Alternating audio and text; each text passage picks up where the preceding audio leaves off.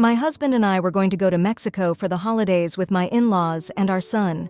His parents always spend the holidays there in a house they built a few years ago, but they really wanted our son to spend Christmas and New Year's in Mexico this year, so they invited us. We pretty much had everything ready to go. My husband is a trucker, and he was on his way home. He was going to arrive yesterday, Wednesday afternoon, and we were going to leave later that night. I called him while he was driving home to let him know I had everything ready to go as soon as he got home. He asked about $100 I had taken out from our bank account, and I said I had spent it on something, not important. For context, I'm a stay-at-home wife since Infection 19 shut down the place I was working at, and I got pregnant during that time with our son. He said I should stay home till he's older. I never really spend money on myself except for the occasional DoorDash, and I make sure the bills are paid and the fridge stocked, and our child is taken care of. He's never ever given me shit about what I spend money on. Anyway, he got so mad and overreacted, and I apologized. But he was making such a big deal by saying now he's gonna have to go through our bank statements and check what else I've been spending money on. Like, what the frick? So then I said, look, I don't want to go on the trip anymore if you're gonna be pissy and keep bringing it up because we are going to be staying in a 2-bedroom house with your parents, and I refuse to be fighting around them. And he said, fine, then let me tell them we aren't going anymore. When he got home a few hours later, he didn't even acknowledge me and barely paid attention to our son, who gets crazy excited when he sees that his dad is finally home. Then this morning, they ended up deciding to leave Thursday instead of Wednesday. He didn't even talk to me until he came and asked, so what's gonna happen? And I said, well, I'm still not going if you can't get over it, 'cause I'm not fighting with you for 2 weeks at someone else's house. And he said, that's fine, I still want to go. I need some distance from you because I'm still really pissed off. Can I take our son? I said, absolutely not. No way in hell he's going without me because I'm super paranoid that he might get lost because my husband gets distracted easily and my eyes are glued to my son 100% of the time when in public. He said, okay, that's fine. Then again, he didn't speak to me or acknowledge me until he asked for his passport, and then he grabbed his suitcase and kissed our son goodbye. Our son woke up sick and with a fever, by the way, and he left. So now I'm home alone with our son, very disappointed in my husband, and very, very angry because he never has 2 whole weeks off from work to spend with our son, and he's wasting them because he's mad at me over something dumb. I feel like he's taking it out on him. My son is obsessed with his daddy, and he's constantly calling out for him, walking around the apartment even when he's gone on a work trip. He's 2 years old, and he's not going to spend the holidays with him. I think if he needed distance from me, he could have stayed at his parents' and still spend a few hours a day with our son without me, so he could still have that quality time with his dad. I am so sad and hurt for my son. I'm honestly considering being gone by the time he comes back. What would you do? I really need advice. Now, for a few comments before the update. Comment 1, not the jerk. Your post reminds me so much of my own dad doing this to my mum. Getting so worked up over 100? This guy is bad news. OP, you should try getting a job. I know juggling between childcare and job is tough, but if you continue to rely on this man financially, you are most likely going to suffer in your mid-40s. Comment 2. Also, the fact he asked you to be a stay-at-home mom, like, does that not mean you can't buy clothes for yourself during the holidays? Edit. I'd also look into getting a job and putting the kid in daycare or with grandparents, because it sucks to have your life controlled by a man who gets angry over buying clothes. Now, for the update. Hey everyone, I just wanted to say thanks for all the comments and advice you gave me last time. I've had some time to think and reflect on everything, and I wanted to share what's been going on. After my husband left, the first few days were the hardest. Our son kept asking for his daddy, and it broke my heart every time. I tried to keep him distracted with his favorite toys and shows, but bedtime was the worst. He would cry and ask for his dad, and I felt so helpless. I was angry, not just at my husband for leaving, but at myself for not being able to make it better for our little boy. But as the days passed, we settled into a routine. I focused on taking care of our son and making sure he was happy. We video chatted with my parents a lot, and they were a huge support. They even suggested that once my husband got back, we should all sit down and talk things through. I wasn't sure if I was ready for that, but I agreed to think about it. Then, about a week after he left, my husband called. I was surprised because we hadn't spoken since he left. He sounded different, not as angry as before. He said he missed us and that he was sorry for how he acted. He explained that he had been stressed about work and money, and he took it out on me, which wasn't fair. I was still hurt, but I could tell he was sincere. We talked for a long time, and he asked about our son, how he was doing, and if he was still sick. I told him he was better now, and we had been managing okay. We started talking more after that, and it was like we were slowly rebuilding our relationship. It wasn't easy, and there were times when I wanted to hang up and not deal with it, but I knew that wouldn't solve anything. We needed to communicate if we were going to get past this. When my husband finally came home, it was awkward at first. Our son ran to him, and they hugged for what felt like forever. I could see the regret in my husband's eyes, and I knew he felt guilty for missing out on those weeks with his son. We didn't talk much that first day. We just spent time as a family. The next day, we sat down to talk, just the two of us. It was a long and emotional conversation. We both apologized for things we said and did, and we talked about how we could improve our communication. We agreed that we needed to be more open about our feelings and not let things build up until they explode. One thing that came out of that talk was that my husband realized he needed to be more involved at home. He started taking on more responsibilities with our son, and it's been great seeing them bond. He's also been more attentive to me, and we've been working on spending quality time together, just the two of us. It's not perfect, and I know it's going to take time to fully trust and forgive each other, but I'm hopeful. We've started looking into couples counseling, something we both agreed could help us navigate our issues in a healthier way. I've also started to do things for myself. I've been taking online classes, something I've wanted to do for a while but never had the courage to start. It's been empowering to focus on my own growth, and it's helped me feel more confident in my role as a partner and a mother. Looking back at the past month, it's been tough, but it's also brought some much-needed change. We're communicating better. We're more understanding of each other's needs, and we're working together as a team. It's going to be a long road, but I'm hopeful for our future. I'm glad I didn't make any rash decisions when I was hurt and angry, because now I can see a path forward for us. It's not going to be easy, but I believe we can come out of this stronger than before. Now, for the comments. Comment 1.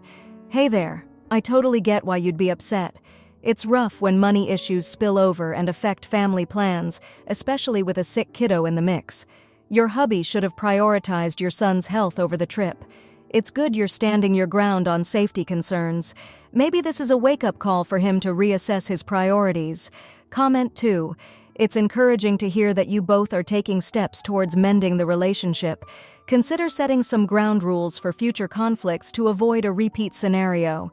Couples counseling is a great idea, and it's awesome you're focusing on personal growth too. Keep that communication open and honest, and you'll find your way through this together. Now, for the next story. My mom, 55-year-old female, has been in the hospital for over a year now, and normally I, 20-year-old transgender male, wouldn't be all too worried about it. For the past 5 years or so, she has repeated the cycle of going to the hospital over a, usually, minor issue, lying to doctors in order to get painkillers, mainly Oxy, which she has been addicted to for at least 10 years. Then, she'll stay at the hospital, getting all the pity and attention she can from the 2 friends she has. Then she comes home, saying it won't happen again. This cycle repeats every 3 months at least. However, her doctors have recently told her that her liver has failed, or is failing. She has narcissistic personality disorder, so it's hard to get a straight story from her. My older sibling, 21-year-old non-binary person, and I know exactly why her liver failed. It was because of at least 10 years of Oxy abuse. She got the prescription for it after gastric bypass surgery, and hasn't stopped taking it since. She's even gone as far as making my stepdad, 36-year-old male, lie about his health in order to get a prescription for himself so that she could take it. My older sibling and I have tried to intervene.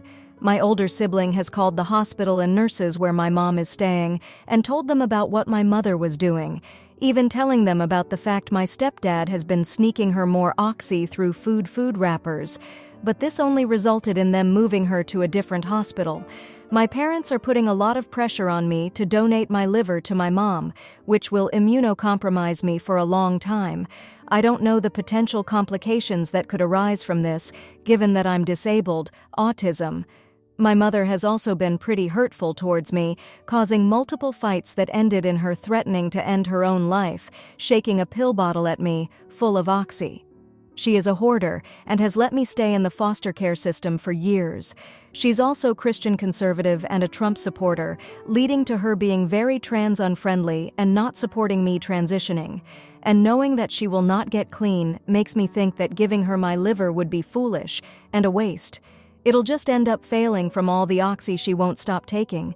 They've made me feel like it'll be my fault if she ends up dying, but I really don't want to give my liver, or a piece of it. I don't know much about the procedure because they're intentionally keeping me in the dark to an aggressor who will end up destroying it by refusing to stop her drug addiction despite the efforts of my sibling and me. EDT. I'm genuinely looking for second opinions as a victim of gaslighting. I've got better things to do than chase a karma with fake stories. Namely, moving away from the parents trying to coerce me into surgery. Now, for a few comments before the update. Comment 1. No. She destroyed her own liver and she'll do the same to yours even while leaving you vulnerable for the rest of your life. Her eventual death will be accelerated not by you refusing, but by her being a drug addict. Comment 2. Not the jerk at all, and please don't let them pressure you into this if you don't want to. None of this is on you. Please don't feel responsible. They're just trying to manipulate you. Now, for the update. So, it's been a week since I last talked about the whole mess with my mom and the liver situation. Honestly, I didn't expect to be back here so soon, but a lot has happened, and I guess I just need to get it off my chest. First off, my older sibling and I had another long talk about everything. They've been my rock through all of this, and I don't know what I'd do without them. We decided that we needed to have a serious conversation with our stepdad about the whole oxy sneaking thing. It was tough, but we sat him down and laid it all out. We told him how his actions were not only illegal, but also enabling our mom's addiction and potentially harming her even more. I was surprised by how receptive he was. He broke down, admitting he knew it was wrong but felt trapped by her manipulation. He promised to stop and seek help for himself, which is a huge relief. Meanwhile, my mom's condition hasn't improved, and the pressure from my parents about the liver donation hasn't let up. They've been calling me non-stop, trying to guilt-trip me into agreeing to the surgery. It's been exhausting, to say the least. But I've been doing my research, talking to doctors, and getting a better understanding of the risks involved, especially with my autism. And the more I learn, the more I'm convinced that donating isn't the right choice for me. The breaking point came when my mom called me from the hospital.